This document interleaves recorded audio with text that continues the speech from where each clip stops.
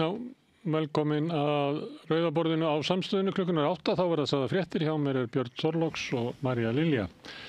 Herðu, fyrsta fréttin sem kemur bara frá stjórnarráðinu sjálfu. Við stjórnarráðsins formenn kynntu verkefnalista ríkisstjórnarinnar. Já. Það eru þeir sem hafa verið kallaðir valkyrjur. Það að festast eða er orðið þreytt kannski? Ég veit ekki, ég hef ekki séð mikið bera á því. Það er vísa til tiltektar svolítið mikið. Í leiðara Morgunblaðs í morgun voru að kalla tröllkonurnar. Ég var að hugsa að taka hann að lesa fyrir ykkur hluta leiðarann, hann var svo vitlaus. En svo ákvað ég að byrja ykkur ekki á því. Nei. Herðu, Björn, það var náttúrulega 157 mál? Já, við ætlum ekki að þelja þau. Nei, við getum það ekki.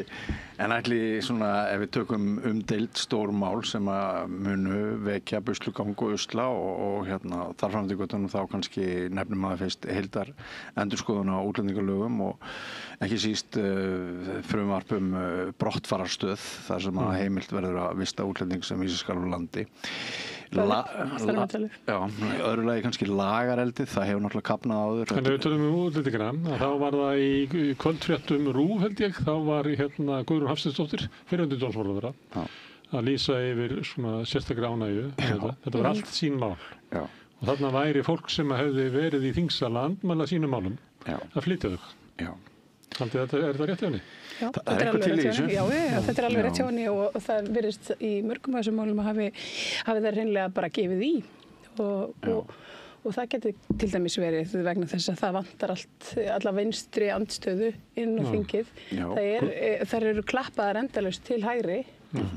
Guðrún sagði að þetta verið síkvikur málaflokkur og því þyrfti alltaf að herða á og var að tala um það að þyrfti alltaf að gera meira og meira og meira. Já, þetta er mjög áhugaverður snúningur. Kristján Frostadóttir lýsti málinu þannig að sagði að hvað kallast þessi stöðu þarna?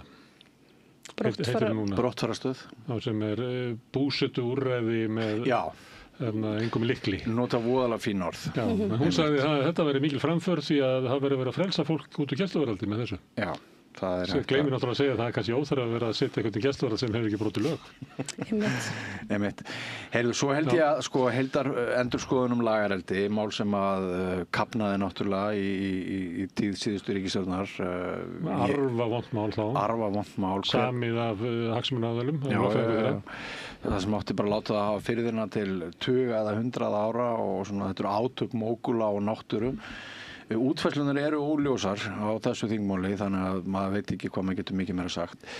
Svo held ég að það verði heilmikil andstaða við frumvarp Hönnu Katrínar, hertareglur skammtímalegu í heimagistingu. Hver er þetta andmælað í? Meinarðu bara Miðflokkurinn og Sjálfstæðisflokkurinn og Framsókn? Já, það sko, í umræðu þetta mál áður á þingi hefur verið töluverð mótstaða.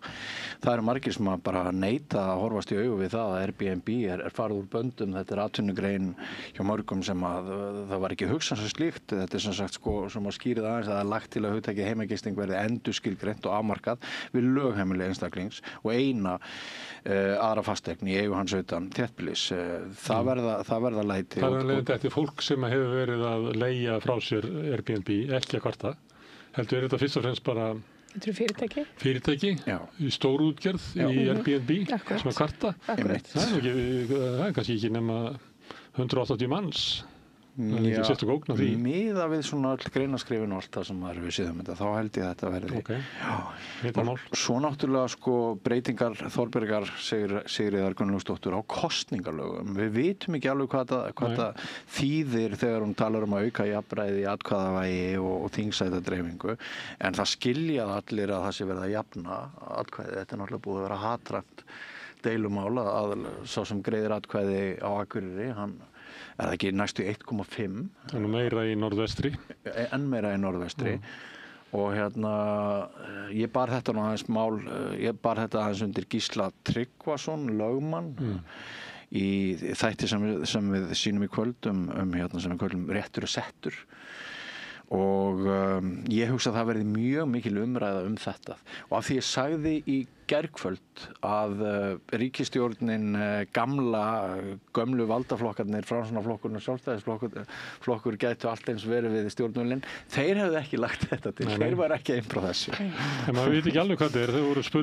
Þær voru spurður út í þetta í morgun á fundunum og það var svolítið loðið. Það er svörðulega bara að það væri ekki hægt að segja í hverju þetta fælist. Því að bæði Samfylkingin og Viðreisn held ég hafi verið með sinni stjórnarskrá á landi sitt kjördæmi. Flokkur fólksins er ekki þar. Inga Sæland tók við fram að þetta er ekki breytingar þannig að allir þingmennirnir eru Reykvíkingar. Þannig það er ekki þannig að flytja inn. Það hefur verið Ólafur Þ. Harðarson hefur bent á ákveðin galla í þessu sem að það eru einfaldlega of fáir uppbótarþingmenn til þess að jafna þingmanna sætisfjöldan á milli flokka og það sé eiginlega minnsta mál í heim að breyta því en ég held að þurfa að breyta stjórnarskránni til þess að gera það. Nú svo mál sem að kannað virðast lítið að leggja náttúru og innviðagjald á ferðamannastæði í umsjá ríkisins. Við erum svo gömul að við munum það þegar Steingrímur J ætlaði að vera með einhverja náttúrupassa og allt var brjálað og það er ótrúlega Ögmundur fór á Geysi og neitaði að borga og fór þar inn og þeir slepptu honum inn. En ég held að það hafi leitt til þess að það var hættaraukinni á Geysi. Og enn er til fólk sem að ekki segist leggja bílnum sínum við Þingvelli vegna þess að það er bara rukkað bílastæðagjald. Og þarna erum við náttúrulega kannski aðalega að tala erlenda ferðamenn sem munu greiða, ég held að ég veit ekki hvað tala 6-8 milljarða hefur maður heyrt að hérna getur komið að þessu. En það eru við Íslendingar á ferðum okkar eigið land. Þarna eftir að verða mjög viðkvæmum að spá ég. Nú bókun 35, Þorgerður Katrín, þau ætla að koma henni í gegn. Það er búið að preppa það. Þetta er líklega 4. þingið þar sem það er ágert. Já, ég er aðeins að velta fyrir mér ef ég má taka smá útúr núna af hverju Þórunn, þingforseti, þurfti aðeins að biðjast afsökunar á látunum í sumar þegar hún sagði að hún þyrfti að endurvinna traustið. En það er svona, já. Og svo kannski Jóhann Páll að boða heildarendurskoðun á lögum loftslagsmál og fjölmörg mál er nú að raforku, lögum orkunýtingu, virkjana og verndarmálum sum ný og önnur endurflutt. Þarna er náttúrulega heilmikið fóður fyrir alls konar efliti. Já, og reyndar óljóst hvað verður í þessu. Þetta er ekki tilbúið hjá hann. Þetta er svolítið hálfkarað, Það voru náttúrulega fréttir eitthvað þetta. Hér er ein úr MBL. Það er Vilhjálmur Birgisson, formaður Starfsgreinasambandsins, afnám framlagsins brýtur gegn samkomulagi.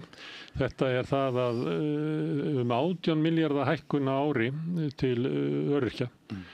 Að það er stórleiti fjármagna með því að hætta að greiða inn í lífeyrissjóði erfiðisvinnu fólks, svona jöfnun, vegna þess að það eru mismunandi eftir lífeyrissjóðum hvað örorkubyrðin er þung og hún er mest til dæmis hjá Gildi og fleira sem eru gömlu sjóðir, Dagsbrúnar og verkamannafélagana í höfuðborgarsvæðinu og þeir til þess að fjármagna bætta stöðu lágtekjufólks, þeirra sem eru lægstu tekjur í samfélaginu, þá er sótt til þeirra sem eru með næstlægstu tekjurnar og flutt yfir. Það er ekki sótt, það er ekki lagðir eignarskattar eða hátekjuskattar eða hækkaði fjármagnstekjuskattar, heldur er þetta fjármagnaða stóru leyti með því að skerða raunverulega bæði lífeyrisréttindi og náttúrulega örorkulífeyri úr verkamannasjóðunum. Og þetta held ég að þetta verður mál sem verður mikil háað Já. Þetta er ótrúlega ósanngjarnt. Þetta kemur nú sögu í samtali mínu við hagfræðinga opinbera geirans, BSRB og Visku eftir. Já. Herðan, þú nefndi það að forseti þings, hún var bljúg í ræðu sinni og sagði að hún þyrfti að endurvinna traust margra í þessum sal. Já. Af hverju gerir hún þetta? Mjög góð spurning. Eiríkur Bergmann var spurður þessara spurningar í Fréttum-stöð 2 í kvöld og hann gat engu svarað. Hann fór bara að tala eitthvað svona vítt og breytt að þetta þing hefði ekki verið neinn til sóma. En við sáum skoðanakönnun skömmu eftir að þessu kjarnorkuákvæði, eða hvað maður kalla þetta, lýðræðisákvæði, eins og Kristján kallar þetta í dag, var beitt og fylgi ríkisstjórnarinnar óx. Og fólk var mjög sátt við að þessu ákvæði verið beitt. Einmitt myndugleiki, það var að tala um myndugleika. Nú svolítið að stroka hann út. En af hverju heldur hún sjá eftir þessu eða heldur hún sé bara Sé klók. Hún sko væntanlega svona að reyna að byrja aftur einhverju núlpunkti, en ég hefði kannski ekkert endilega valið nákvæmlega þau orð sem hún valdi. Það sem hún kemur eftir, setningin sem kemur eftir þessu, að allir taki til sín í salnum. Þannig það getur verið þannig að þetta sé sniðugt að viðurkenna fyrst upp á sig miklar skammir og ætla svo til þess að aðrir kyngi sínum skömmum. Kannski hún bara alveg gríðarlega klók. En það var annar forseti sem að setti þingi náttúrulega. Þetta af vef forsetans, forseti.is, það má lesa þessa ræðu. Þannig að traust, virðing, ábyrgð, þetta kannski ekki fyrirsögn sem við höfum valið í fjölmiðli. En hún talar hann nokkur atriði, hún talaði málþófið og sagði að það hefði ekki verið neinu til sóma og talaði að þyrfti að breyta þingskapalögum og jafnvel stjórnarskrá til þess að koma ekki gegn fyrir það. En síðan talaði hún líka svolítið inn í umræðu sem hafi verið kannski fyrir 1-2 vikum svona hvernig fólk talar svona snorravikunni og var eiginlega vitni í það, fannstu það ekki? Jú, ég ætla að leyfa mér að veðja að leiðari, þú ert að tala Moggan, að leiðari Morgunblaðs á morgun, hann fjalli þessi mæli forseta Íslands að hún taki afstöðu. Með hverju? Gegn málþófinu sem var í sumar og hann taki afstöðu með því að það verða breyta reglum. Einhverjum mun finnast það mjög... Hefur þá mistað forsetatíð Ólafs Ragnars, hann kom þarna inn og sagði bara þinginu, þið verðið að gera eitthvað í sambandi við gamla fólki, þið verðið að gera eitthvað í sambandi við lýðræðið. Hann kom alltaf með einhverja svona ordrur eða svona leiðbeiningu til þingheims eitthvað sem þeir ættu að taka. En var hann ekki svolítið undantekningin í okkar sögu, hvað þetta varðar? Hann bara undantekning hvað sem hann kemur. Það bara, hann þannig gaur, sko. Herðu, það voru fleiri undantekningar. Það var út á Vísi, var með fréttum það að það hefði fámenn mótmæli við þingsetningu. Ég man ekki eftir að það hefði verið eitthvað verið að hvetja fólk til mikið að mótmæla. Nei. Og það var fólk sönglaði eða fór með börnin á gasi okkar börn. Já, öll börnir okkar börn, þetta voru núborðers höfðu búið til mótmæla. Og síðan var ein, fréttin fjallar það var einn mótmælandi sem öskraði, gargaði, kallaði, rópaði. Afætur, aumingjar, rasistar og þetta er Magga-Stína. Já, veistu það, ég minnist þess nú ekki að hafa séð fjölmiðil taka einn mótmælanda svona áberandi út úr hóp áður. Magga-Stína hefur náttúrulega lendið því að vera svona smelt framan á blöðin fyrir bara það sem hún kallast. Það sem hún getur að gera. Ég meina hún er náttúrulega stendur framanlega. Ég fór að velta fyrir mig að lesa þessa frétt að eftir 30 ár þá munum við minnast framgöngu Magga-Stínu sem mikilvægs framgöngu. 100%. Og það verður ég segi ekki að það er styttur en ég ætla ekki að segja það. En það verður talað hana svona svipað og konan sem andmælti virkjun Gullfoss og annað slíkt. Þingmennirnir sem þarna voru að labba inn sem að raunverulega með aðgerðarleysi sínu viðurkenna þjóðarmorð á Gaza og styðja það mun engin minnast þeirra til 30 ár. Nei. Ég held að þetta sé þannig mál. Ég datt inn á einhverja útsendingu á Vísi þar sem að hljóðið var úr kirkjunni fyrir þingsetningu en myndirnar á mótmælendunum á Austurvelli var svolítið sterkt og svona eins og listrætt gjörningur. Herðu maður ætlar að bæta eitthvað við mótmælina, nei. Það er mannlífað með frétt sem er nú bara Facebook status eins og oft er í þessum fréttum. Þetta er Steinunn Ólínu sem er nú held ég gömul vinkona Magga-Stínu, svo þessu þarna saman. En hún er eiginlega að tala það sem við ræddum svolítið í gær að það voru mótmæli á laugardaginn og skýr krafa úr þjóð gegn þjóðamorði að ríkisstjórnin hætti núna þessu tali og væri með einhver aðgerðir. Og Steinunn Ólína er eiginlega svona efast að við höfum sjálfstæði fyrir þess að við getum ekki gert það sem við viljum af ótta við eitthvað og þá er þetta ekki alveg sjálfstæður. Akkurat. Ég meina að þetta fór mjög illa fyrir brjóstið og ansi mörgum þetta aðgerðarleysi þegar það var kynnt af Þorgerði Katrínu þarna í gær. Ég held að fólk hafi bundið svolítið miklar vonir við að nú myndi ykkur hreyfing verða á málum. Alveg þannig að hún opnaði munninn. Akkurat. Þetta voru alveg stórkostleg mótmæli. Það voru þúsundir sem mættu þarna og allt land. Það er augljóst hvert og hver vilji þjóðarinnar er í þessu máli en samt er eitthvað sem stendur þarna fyrir þrifum. Þorgerður talar sjálf með þeim hætti að henni finnist þetta miður, henni finnst þetta hræðilegu veruleiki. Hún vilji gera eitthvað en samt gerur hún ekkert. Það gerur hún ekkert. Af því að hún vill ekki stíga neitt skref sem aðrir hafi ekki stígið. Já, það virðist sem er náttúrulega, ef við hugsaðum það hvers konar yfirlýsing það er. Við þurfum að gera eitthvað til að stoppa þetta en við ætlum ekki að gera neitt sem ekki er þegar búið að gera. það er eiginlega yfirlýsing en ekki að stoppa þetta. Ef enginn á að sko stíga framar heldur næsti. Þetta er mjög undarleg. Þetta er mjög ræða þetta, fá eitthvað Fá til þess að greina þetta? Já, eitthvað bara íþróttamann til þess að hvers svona íþrótt þetta er. Herðu, hérna er frétt af MBL, 3,3 milljarðar í nýtt í varnarmál og stuðningu við Úkraínu, þetta eru 14% hækkun í varnarmál. Og svo þetta kemur þetta strax í kjölfarið, sko, af aðgerðarleysinu gagnvart Palestínu, en það er ekki sama hver er. 3,3 milljarðar til viðbótar. Þetta þýðir það að það sem að fer í varnarmál er orðið 23 milljarðar sem að fer og þetta fer í ýmiss konar mál. Hefði þú sagði til næsta bæjar fyrir örfáum árum að við værum að horfa á svona fjárhæðir?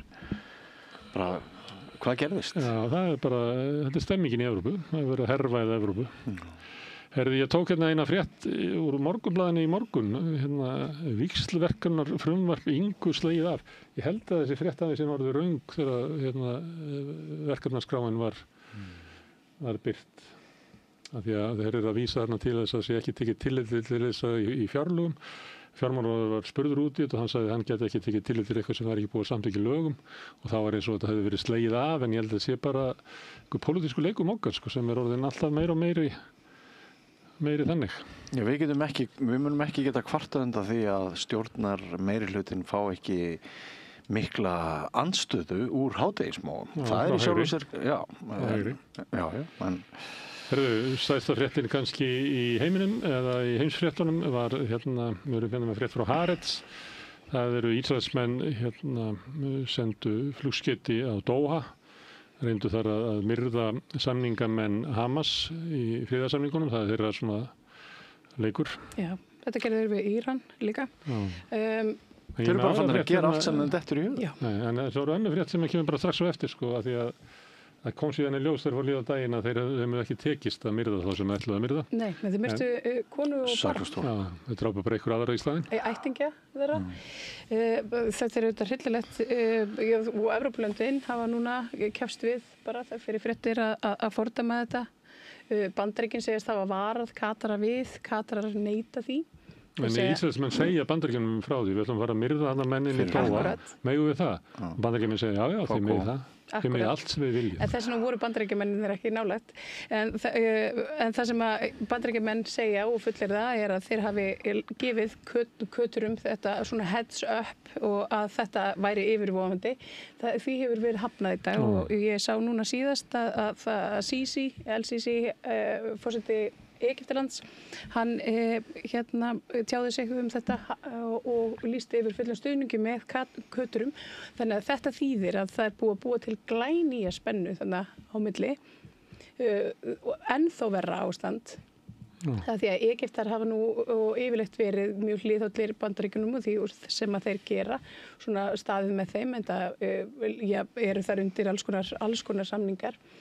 En þetta þýðir það að ef að Sisi ætlar að lýsa yfir fullum stuðningi með köturum í sama hvað þær gera, ef að Katar fer núna og sprengir í Ísrael þá verða Egyptar þar með og maður spyr sér bara þetta á eftir að leiða til ykkur skilling. Þannig frekar ólíklegt að Katar fyrir árás á Ísrael. Já, maður verður bara vona ekki. En ríkisstjórn Ísraels leyfir sér þetta, þeir geta bara fara inn í hvaða land sem er og trepi hvert sem er. Þeir gera það. Þeir eru bara alltaf með Guð með sér einhvern veginn. Og það er þetta sem við styðjum, líka. Það er þetta sem mótmælendurnir komið saman og sögðu bara, heyrðu ekki halda þessu áfram. Og líka eyðileggja eins og þeir gera í Sýrlandi. Þeir eru að reyna að magna upp sko, þannig að Sýrland verði virki ekki sem land.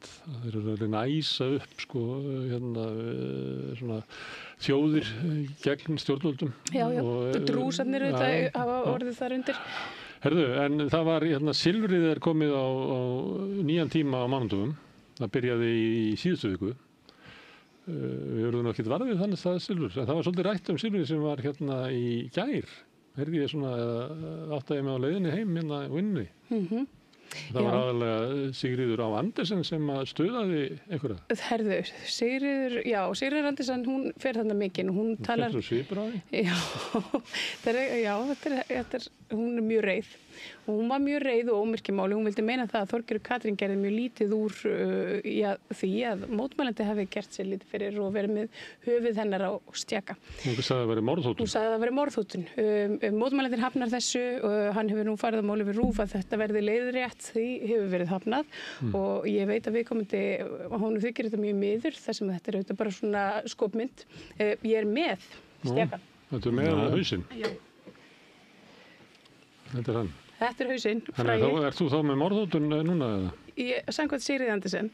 En ég vil meina það að þetta sé taktísk. Hvað stendur það? Ráðherrann sem gaslýsti þjóðarmorð. Já, og hún er með klofna tungu eins og snákur. Já, klofna tunga. Og ég tók hérna smá skýringamyndband. Þannig að þetta er eiginlega ekki stjaksetning.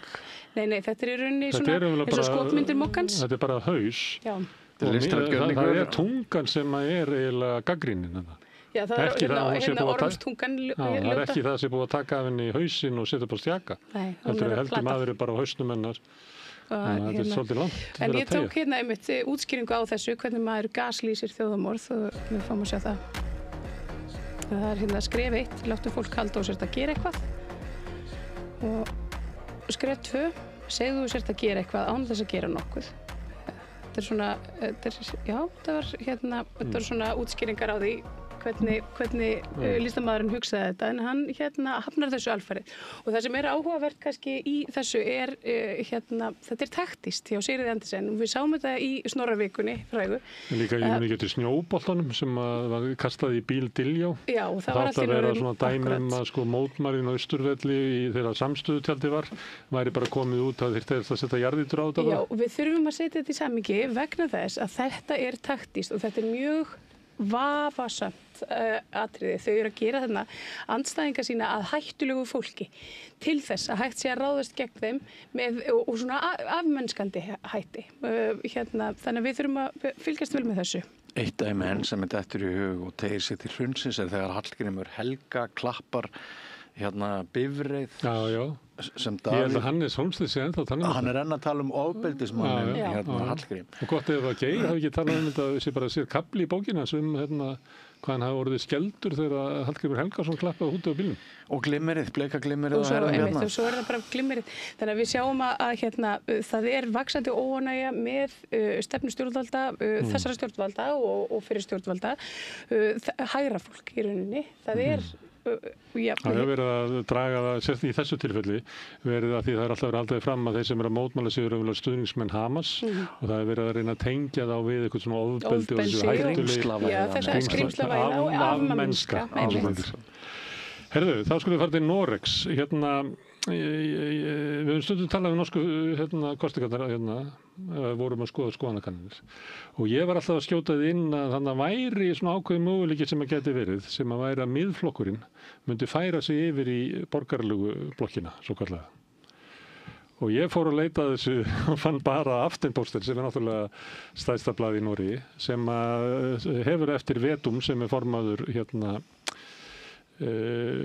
miðflokksins að hann ætla að skoða að fara yfir í hægri blokkina. Hefur þegar byrjað að líta á borgaralegu blokkina, segir þessi fyrirsögn. Og ég er með frá bara úrslit kosningarna, þetta er eins og þau eru byrtast núna og þannig eru svona blokkir í Noregi og yfirleitt eru blokkina þannig að þeir flokkarnir sem eru í blokkinni gangast við því að viðkomandi sé forsætisráðherraefni. Ég held að sé ekki við þetta. Miðflokkurinn var náttúrulega stuttur ríkisstjórnina en sagði sig frá henni út á ágreiningi um 4. orkupakkann sem hefur hækkað mjög verð í Noregi. Sprengtað upp sérstaklega í Suður-Noregi. En þannig að ef að miðflokkurinn færi sig yfir að þá fikta ég aðeins í þessu grafi og flutti það þarna yfir og þá er staðan náttúrulega svo að hægri flokkarnir eru með 91 og þyrftu svo sem ekki frjálslyndaflokkinn með, gætu myndað 4 flokka ríkisstjórn og þá verður Störi ekki. Þetta er þess að möguleiki sem er í stöðunni og ég fór og leitaði þetta og er ég með Dagens Næringslíf sem er viðskiptablað þeirra í Noregi og þeir segja að þetta sé klárt að Störi muni mynda ríkisstjórn. Þannig að það er, Ég hef samt eitthvað grunn að mitt gamla fréttanef segir að við eigum að fylgjast aðeins með þessu. Ég sé ekki að miðflokkurinn endilega sé til í að styðja nema með einhverju svo stórkostlegum áhrifum á stefnu ríkisstjórnarinnar og til þess að ná þeim áhrifum fram að þá þurfum við að hafa lifandi hótun að færa sig yfir til hinna. Þannig að ég hvet ykkur til þess að fylgjast með þessu. Herðu, það fréttar á RÚV sem að tekið fjárlónum svolítið. Já. Það hafa komið fram fréttir að það sé verið að skera niður framlög til íslensku kennslu fyrir útlendinga. Algjörlega óskiljanlegt á þeim tímum sem við lifum í engu samræmi við allt sem sagt hefur verið. Við kannski munum mörg rosalegan blaðamannafund Katrínar Jakobsdóttur og Mumma aukna inngildingu, aukið fé til íslensku kennslu fyrir sístækkandi hópfólk sem ekki talar íslensku sem fyrsta tungumál. Og nú verið að skera niður fjárframlög til íslensku kennslu fyrir útlendinga þegar við ættum að vera eflana, eins og Eiríkur Rögnvaldsson bendir á. Þetta eru 100 milljóna sem verið að henda. Mér finnst það svo ótrúlegt að ég fór að efast. Er þetta ekki bara eitthvað rugl? Getur ekki verið það að vegna þess að koma miklu færri hælisleitendur til Íslands núna að þá sé þetta eiginlega að fara færri hausar sem verið að kenna? Af því að mér fannst þetta svo ótrúlegt að ríkisstjórnir á þessu tíma, þeir eru búin að fá skammir frá OECD og eitthvað fleira og það sem allir vita hversu mikilvægt þetta máli að við séum að skera niður þarna. Það gæti verið þessi 150 milljóna króna lækkun á framlagi til þess hóps, en það sannarlega einhver liður sem heitir íslensku kennsla fyrir útlendinga og hann lækkar bara úr 564 milljónum í 361 eitthvað svoleiðis og það eru engin gild rök fyrir því. Mér finnst þetta bara skrýtnastu fréttina frá fjármálum. Ég bara sammála og mér finnst þetta miklu stærri frétt sem nemur umræðu dagsins. En ef við fáum kannski næstu mynd, mér finnst að þetta sé það sem við ættum að vera að ræða, frekar en það, svo aftur sinn og vitnaði í Eirík, frekar en að vera að eyða dögunum löngum og nóttunum í það að ræða hvort menntamálaráðherra megi fara með málvill. Við höfum fjallað svolítið mikið þetta og gerðum það kannski, við ættum bara að fara að endurtaka það því að við fengum mikið af innflytjendum til að tala mjög fróðilegt að sitja og tala við innflytjendur íslensku. Það maður læri margt af því, til dæmis að langstærstu hluta innflytjenda finnst hallærislegt að enskan sé millimál ef ég pólskur og þú íslenskur og við tölum saman ensku, þetta bara hallærislegt. Það líka kom fram mjög furðuleg reynsla fólks af þeirri íslensku kennslu sem í boði og ég hef tekið dæmi að þessu að segjum að veri 10 að sé bara orðin flúent í íslensku að þau svo öll að segja mér að þú kemst ekki hærra en svona 3 þannig þú ert bara þú getur lært íslensku til þess að vera uppvaskari og kannski, verslað eitthvað út í búð en þú getur ekki verið virkur þáttakandi í samfélaginu, þú ert ekki, skilur ekkert hvað í gangi í pólitíkinni. Þú getur ekki varla átt ástarævintýri á þeirri íslensku sem mýmir og þessi skólar kenna. Nei, þetta alveg ótrúlegt og í skýrslu OECD síðan í fyrra þá kom fram að innflytjendur á Íslandi þeir kunna minna í máli þeirra nýju heimkynna en innflytjendur í öðrum löndum og það nú ekkert skrítið, þetta erfitt tungumál að læra, það eru fáir sem tala hana og félagsstaða fólk stendur og fellur í mörgum tilvikum með því að við gerum fólki kleift að læra tunguna og mér finnst eiginlega enn kaldhæðnislegra að það voru held ég nokkrar fréttir í dag sem fjölluðu frí námsgögn til sem sagt inn í grunnskólana krakkarnir sem á sama tíma og það verið að gera aðeins betur við krakkarna sem fæðast þá bara verið að gera gjána enn stærri. Þetta bara útlendingahatur, ég ætla bara að lögum að segja það. Ég veit ekki hvort þetta hatur. Þetta andúð, þetta bara útlendingahatur. Þetta heimska. Heimska getur hatur. Fyrir til Frakklands, það Le Monde. Sebastian Logumu, sjáu við svipina. Svolítið skemmtileg mynd, Hann að verða forsætisráðherra. Ég man ekki númer 4 á 4 mánuðum. Já, eitthvað svakalegt. Þetta kornungur maður, 39 ára gamall, hann aldrei við þig, Marja. Hann bara, gamall og ég. Hann verður forsætisráðherra. Já, hér ég forsætisráðherra. Forsætisráðherra samstöðun. Já, en hann fær þetta leiðilega hlutverk að reyna að tjasla saman ríkisstjórn, það sem engin meiri hluti á þinginu á bakvið ríkisstjórnina. Ég veit eiginlega ekki hvernig þeir ætla að fara að þessu. Það náttúrulega stjórnarkreppa hérna á Frakklandi. Ég ætla aðeins að fjalla það, kannski ekki á morgun, kannski á fimmtudaginn. Við höfum oft heyrt í honum Einari Má Jónssoni sem sagnfræðiprófessor í Sorbonne, eða á eftirlaunum núna. Og ég ætla aðeins að ræða við hann þetta ástand í Frakklandi. Gott að við fáum eitthvað svona skilning. En Bretar eða englendingar, það finnst alltaf gaman þeirra vesinni í Frakklandi. Já. Og þeir hérna mynd úr The Times og þetta sem sagt frelsi jafnrétti og gjaldþrot. Gjaldþrot búið að skrifa það undir sem að þið segja. Herðan talandi Bretland og það Guardian var með forsíðu í dag og búin að vera að birta ótrúlega röð af fréttum af skandulum þessa manns, Boris Johnson. Það sem hann virðist nota stöðu sína þegar hann var forsætisráðherra til þess að auðgast og enn frekar og eftir. Hann selur öllum aðgengi að sér. Tony Blair hefur svo sem gert þetta líka en þetta svo gróft þarna að meira þess að það gengur fram að Tony Blair. Og svo hefur verið að tala þarna alls konar hluti þess að hvað hann að fara að tala og fyrir hvernig hann að lobbyast og eitthvað flera. En þarna eru líka bara svona fjársaukamál, þannig að sömuleyti hefur hann hegðað sér ekkert ólíkt við fjöllum það fyrir einhverjum 2 vikum þá var New Yorker með úttekt á því hvernig Trump hafi auðgast í embætti með alls konar svindli með því að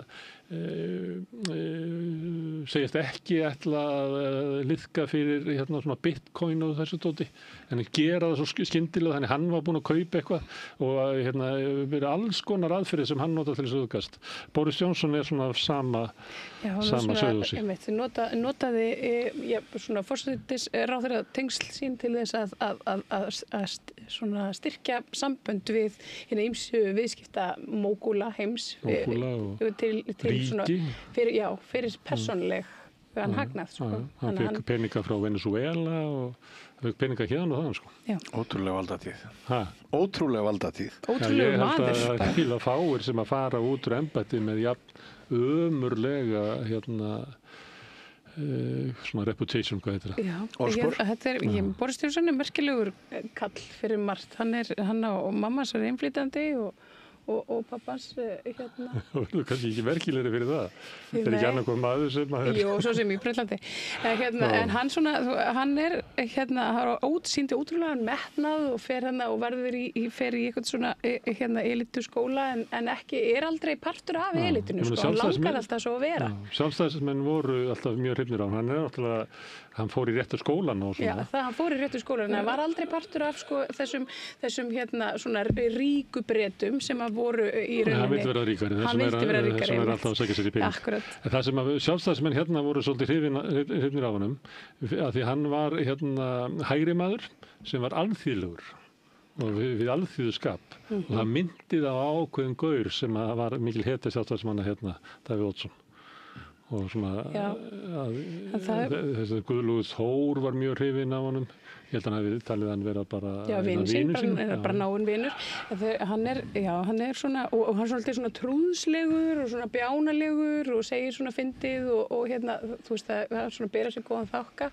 Hann á ýmislegt sem að þið kannist við til dæmis að halda það að Evrópusambandið sé setja reglur hvort hversu bognar agúrkur megi vera. Hann bjóð það til einmitt. Hann bjóð þetta bara legafrétt sem hann birti í Spectator held ég. Já, hann var rekinn það. Hann á svona ýmislegt sem að ennþá hangir í svona hugmyndum okkar. Já. Svona Sigríður Andersen. Já, einmitt. Herðu, það stjórnarráðið aftur. Það heitast í miðlinn í dag. Það aðgerðir í jafnréttismálum, nefndum jafnrétti karla. Það var að setja jafnréttisnefnd karla. Til þess að það drengin okkar í skólunum og allt þetta. Þið kannist þessu umræðu. Jú. En það ég held að sé dómsmálaráðherra sem ætlar að setja þessu nefnd. Óli Stephensen, hann skrifaði stats á Facebook og mynda og hann hafði verið yfir svona nefnd sem lauk störfum árið 2000. Nú 25, þurft að blása lífi í það? Já, það stundum verið sagt, alltaf verið sagt þegar ríkisstjórnir alltaf að búa til nýja nefndir fátækt. Þá hefur eitthvað sagt að vilja ekki bara fara í skjalasafnið og sækja eitthvað fyrir í skýrslum. Þetta allt saman til. Akkurat. Herðu, það verkfall á leiðinni í Alcoa í austan. Við ætlum kannski að heyra aðeins, finna út leið til þess að tala við þau hérna fyrir austan hvað þetta En svo tek ég hérna eina frétt úr Morgunblaði dagsins. Það Andrés Magnússon að skrifa leiðsögn frá ESB. Býtu, akkur Morgunblaði frá leiðsögn frá ESB í styrki til fjölmiðla. Býtu, ég held að Morgunblaði vera á móti bæði ESB og fjölmiðlum.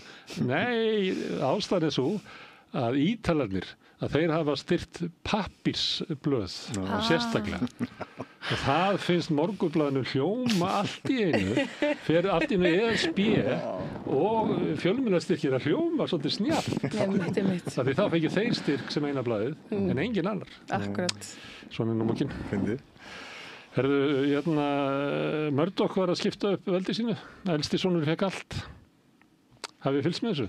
Nei, ég veit ekki að hafa ekki fylgst með þessu. Með sjónvarpsþáttunum? Já, ég sá þátturinn, Succession. Já, finnst þér þetta eins og lokin á því loksins? Ég veit það ekki.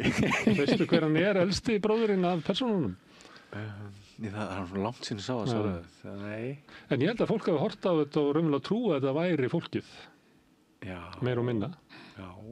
Sem að var náttúrulega meir og minna. Já. En eitthvað var nú skaldað í það. Jú. Einmitt. En þetta þetta var eiginlega svona sjónvarpsfréttin. Já.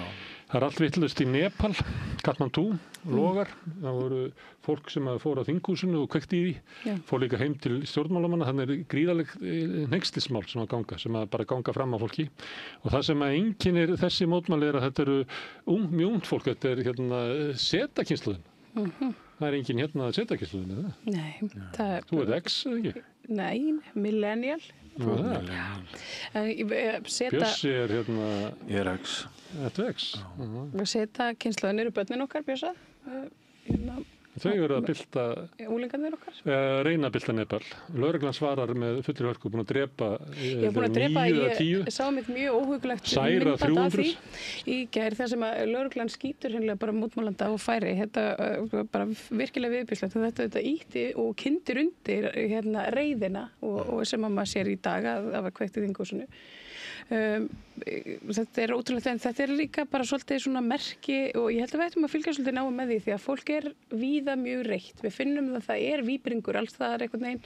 Það eitthvað svona gamalt kerfi við það að gefa upp öndina, rígheldur í sitt og svona pínir almenning en svona þanga til að því nýja kerfi fær að fæðast þá verður þessi óöld. Það svona Talandi nýtt kerfi, þá ég með myndtæmd ykkur. Veitu hvað þetta Þetta blóðmáni? Blóðmáni, sem var núna helgina. Ég labbaði yfir Skólavörðuholtið á Laugardalskvöldið og tók eftir í hvað tunglið var stórt. Og það víst þannig að þetta heitir eitthvað, ég held að þetta heiti veiðimannstungl. Það kannski komið frá öðrum þjóðum en okkar. Þetta fyrsta tungl hausins. Og það var svo stórt, Mér fannst það bara eins og að vera að koma. En svo labbaði ég bara og sneri baki í það. Ég hefði kannski þetta að snúa við og ég veit ekki hvort að máni varð rauður á Íslandi. Ég veit það ekki. Það gerist vist á okkur ákveðnum tímapunkti. Þá verður hann svona blóður. Veistu hvað þetta gerðist? Það yfirborð jarðar svona og sólin hérna megin og tunglið þannig megin, þannig að það skín hérna og það verður náttúrulega tunglmyrkvi ef að sólin á bakvið. En ef að sólin ofar og það fer í gegnum lofthjúp jarðar að þá þurrkast út græni liturinn og blái liturinn og liturinn sem að fer upp á tunglið frá sólinni eftir að hafa farið í gegnum lofthjúp jarðar gerir mánan svona rauðan. Og því að þú ert að tala þetta að það væri eitthvað í gangi þú getur rétt ímyndaður hvað fólk trú að þetta sé boðberi þess að nú verði einhver meiri átök í samfélaginu þegar blóðmánin sést. Það Virgo season og blóðmáni það mátti sjá, ég hafði séð það svona á internetinu mínu, það var svona víða sem að norðurlandssamfélög hafi verið að brenna og búa til. Ég sá bara eitthvað í útlandu, ég sá ekkert þetta heima. Já, var aðeins að það. En þetta minnir mig á það sem mér að stærsti munurinn á að búa í Mývatnssveit eða hér á höfuðborgarsvæðinu. Það tunglskinnið. Það tunglskinnið. Það sindrandi tunglskinnið. Ég verð að vera þetta. Tunglið á veturna. Norðurljósin fín en tunglskinnið. Það tunglskinnið. Í Mývatnssveitinni, já. Tunglið nær. Út á landi þar sem ekki ljósamengun. Tunglið nær ykkur. Manni finnst það. Og leikur sér meira af umhverfinu og breytir þeim. Herðu, það er hérna frétt, það er umhverfismál, það er ráðherra heimilar ekki virkjunaráform í Vatnsfirði. Þetta er náttúrulega mjög sérstakt mál. Þetta Vatnsfjörður var friðaður 1974 og ekki trufla neitt.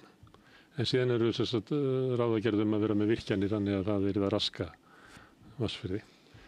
Og fyrir 2 árum þegar Guðlaugur Þór var í umhverfisráðuneytinu þá kemur beiðni og öllu líkindum með ykkur velvilja að það færi í gegn. En svo sprakk ríkisstjórnin. Og svo kemur Jóhann Páll sem að við höfum nú stundu sagt að hans metnaður er að verða meiri virkjana sinni heldur en Guðlaugur Þór. Hann er einmitt virkjana, ég átta mig alveg á honum í þessu máli. En núna kemur hann ætlar ekki að ganga í slant og Guðlaugur Þór er vilja. Nei, hann er með aðra sín, Þetta getur, við vorum að tala um klókindi á hann. Þetta getur verið klókindi. Það getur verið. Ég átta mig alveg á honum Jóhanni Páli sem orkumálaráðherra. Ég var nú að viðurkenna það. Hann er ágætur. Stefán Jón Hafstein var að gagnrýna hann og eitthvað fleira í spjalli við mig daginn og ég postaði það á Facebook og þá kom Jóhann Páll og leikaði. Hann er alltaf að fylgjast með okkur, svo mikið víst. Hann kannski letur sig að segja við. Eða kannski aðstofamæður hans, kannski hann er aðstofamæður í að læka. Gæti verið. Herðu, það er frétt hérna á Vísi, það leiði yfir nýja ráðherra á fyrsta fundi sínum. Þetta er í Svíþjóð og hún heitir Elisabeth Lann og hún er hann að halda ræðu og hún er heilbrigðisráðherra. Hún líður yfir hana. Og þetta minnir okkur á, þetta hefur gerst á Íslandi. Þetta hefur gerst á Íslandi, já, ég man eftir því. Ég man eftir hverju voru fljótari til aðrir. Já, það er nefnilega, ég tók úr Aftonblaðið og þar er þetta er sem sagt hún Ebba Busk sem að hleypur til með svo miklum látum að hún hrindir glasi og það þykir frétt. Og þetta var, ég man ekki, gerðist í anddyri Alþingishússins og það var mesta umfjöllun hver brást við og hver var eins og stjarfur og lét viðkomandi ráðherra bara detta í gólfið. Eins og kallarnir á þessari mynd sem þú varst að sýna okkur, þeir eru bara einhverstaðar, þeir eru fjarstaddir. Þeir viti ekki, kannski vita þeir ekki hvernig á að bregðast við þeirra kona. Akkurat, þeir eru ekki að fylgjast með þeim sem. Það bara fellur inn kona, hvað það er? Já, einmitt, það bara fellur inn kona. Mér finnst þetta mjög lýsandi fyrir svona samskipti kynjanna. Þetta minnir líka á eitt að það að vera heilbrigðisráðherra, heilbrigðisráðherra mjög svona veikir. Já. Ég meina það er Sigurður Björgvinsson var heilbrigðisráðherra, hann var alltaf handleggsbrotinn eða eitthvað svona, það fylgir í ykkur, það er álag að vera heilbrigðisráðherra. Ég hugsa það sé mikið álag að vera heilbrigðisráðherra. Já, Ingibjörg upp á Skaga. Já, einmitt. Já, þetta er áhuga. Framsóknar kona upp á Skaga. Já. Ingibjörg Pálmadóttir. Ingibjörg Pálmadóttir. Þetta getum við munað saman. Já, þetta er sluttökur. Herðu, þetta eru fréttinnar. Við erum að leika okkur á því að búa til svona fréttir hérna á samstöðinni. Ég veit ekki hvernig finnst ykkur það ganga? Ég var ánægð með okkur, sko. Ég verð bara viðurkenna það. Mér finnst þetta skemmtilegur tími hjá okkur. Mér finnst gaman að fara yfir fréttinnar. Mér finnst það mikilvægt að fara yfir fréttinnar. Mér finnst gott að geta sett þær í samhengi. Mér finnst, en hvað með ykkur? Sko, enginn dómari einsök. Ég kastaði þessu þarna fram á Facebook-þræðinu mínum fyrir helgi. Það voru allir voða ánægðir þar. Og þannig að, sko, en mér finnst samt, sko, að eins og þú hefur sjálf sagt að við erum bara í svona ákveðinni tilraunamennsku og það á eftir að slípa þetta rosalega mikið. En spennandi. Já, það var gaman að fá Kristinn Hrafnsson hérna með okkur í gær og hérna. Já, þetta er umræða sem fólk saknar. Já. En svo er það áferðin okkar og hvernig við sko deilum, þú veist. Dagsformið og allt það. Já, en jú, ég hef allavega ekki fengið neina neikvæða gagnrýni á þetta. Nei, ég sagði held ég þegar við byrjum að svona 20. september væri svona komið eitthvað form á þetta, þannig að við varum ennþá 10 daga eftir að móti þetta. En hérna við svona enda á íþróttafrétt, það er Ísland að spila. Er komin úrslit? Nei, ég held að leikur sér ekki búinn. Það er Ísland náði að skora 1 mark. Já. En þeir jöfnuðu. Já. Og núna leikurinn að renna út og staðan 2-1 fyrir Frökkum. Já. Leikurinn byrjaði of seint. Af því að Macron er á vellinum og hann var að tala hann eins og kom fram í fréttanum, hann var að reyna að sannfæra 39 ára gamla mann hvort það væri til að taka sér af forsætisráðherra og sá var eitthvað aðeins tregur og sagði, býtu, þú ert að rétta mér hengingaról, þú áttar þig á því, hefur maðurinn sagt við hann. En hugsaður Arnleif Eiðs Guðjónsson að tveir synir hans í byrjunarliðinu eða Arnór einmitt Manstu eftir því að þeir hefðu getað að spila sama leikinn, Arnór og Eiður, en þjálfari tók þá ákvörðun að skipta Arnór út fyrir Eið. Fíaskó aldarinnar. Er það ekki? Jú. Ég held að mér minnir að ég hafi verið á vellinum og það heyrðist bara svona Já. Það voru allir óvanaðir. Ég veit það. Það var hrikalegt. Já. Herðu, en það nú, ég veit ekki hvort við viljið hingra þannig að leikurinn alveg búinn. Nei, ef þið viljið vita hvort Íslendingar ná að jafna þarna. Jöfnunarmark dæmt af. Hjá Íslandi? Já, þetta bara nýjasta. Það hérna fréttavaktinn á RÚV.